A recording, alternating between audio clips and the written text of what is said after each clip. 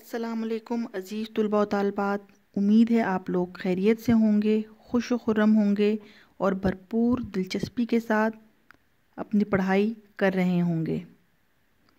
اپنی پچھلی خطوط نویسی کی ویڈیو میں ہم لوگوں نے ایک خط کا خاکہ بنایا تھا جس میں چھوٹے بھائی کو بری صحبت سے بچانے کے لیے کس طرح خط لکھا جاتا ہے یہ پڑھا تھا۔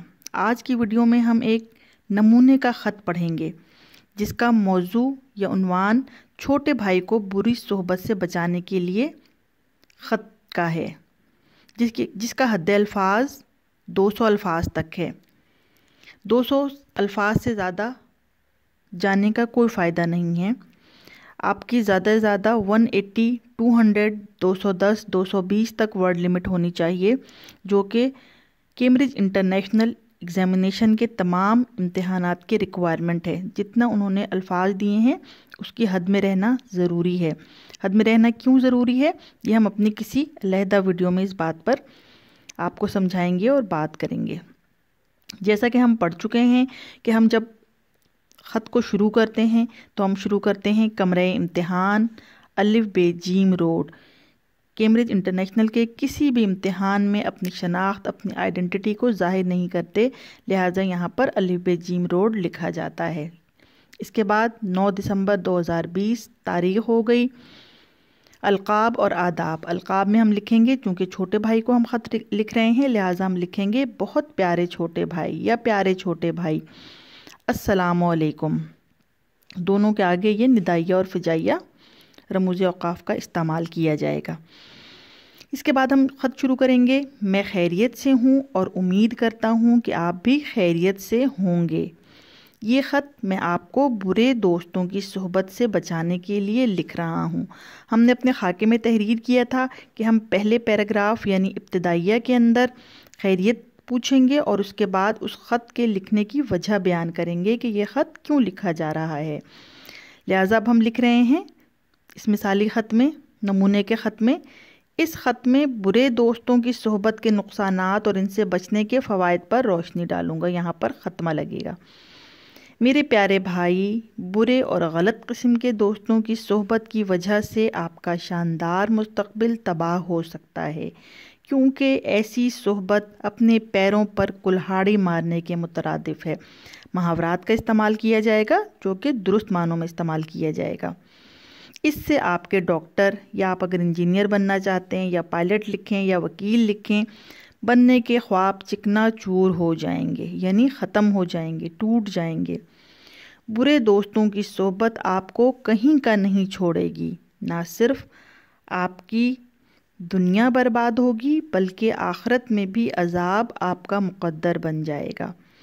مجھے معلوم ہے کہ آپ کی پرورش ایک اچھے ماحول میں ہوئی ہے اور آپ ہمیشہ اپنی جماعت میں اول آتے رہے ہیں، نصابی سرگرمیوں کے ساتھ ساتھ۔ نصابی سرگرمیاں کہتے ہیں اکیڈمک جو آپ کا ہوتا ہے، جو آپ کے نصاب سے متعلق ہوتا ہے، اور غیر نصابی جو نصاب سے ہٹ کر سرگرمیاں ہوتی ہیں وہ ساری کہلاتی ہیں۔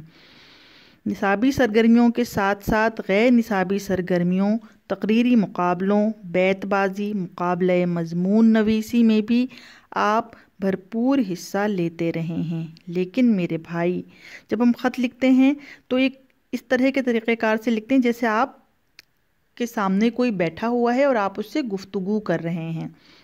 مضمون میں یہ طریقہ کار استعمال نہیں ہوتا ہے، اس طریقے سے نہیں لکھتے۔ یہ خط کا ہی حسن ہے کہ اس طرح لکھا جائے کہ جیسے آپ سامنے والے سے بات چیت کر رہے ہیں، گفتگو کر رہے ہیں۔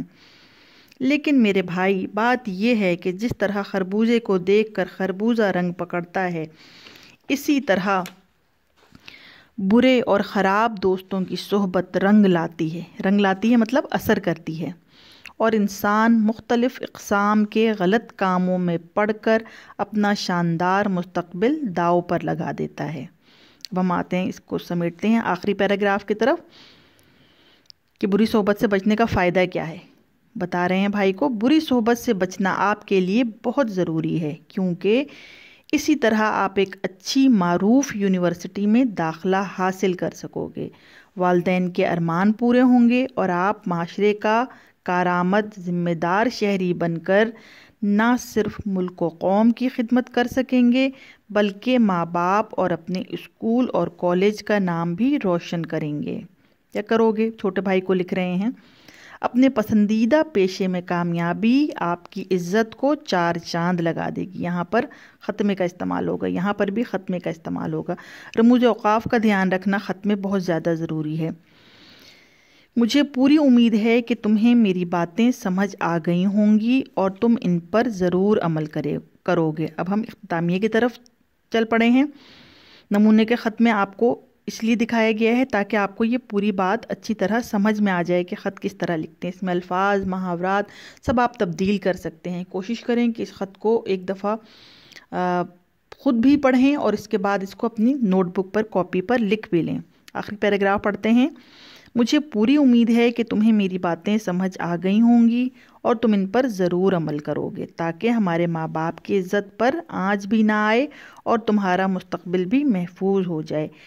خیر اندیش نیاز مند لکھ سکتے ہیں، تمہارا پیارا چھوٹا بھائی لکھ سکتے ہیں، دعا گو لکھ سکتے ہیں، سراپا دعا لکھ سکتے ہیں۔ یہاں پر تمہارا بڑا بھائی حمزہ چھوٹیے اور بڑیے، یہاں پر بھی اپنی آئیڈینٹی یعنی شناخت کو ظاہر نہیں کیا جائے گا۔ مجھے امید ہے کہ آپ کو نمونے کے طور پر یہ خط پسند آیا ہوگا اور آپ کے ضرور کام آئے گا اور آپ اس سے استفادہ کریں گے۔ انشاءاللہ اگلی ویڈیو میں اگلے خط کے خاکے کے ساتھ حاضر ہوتے ہیں۔ اللہ حافظ۔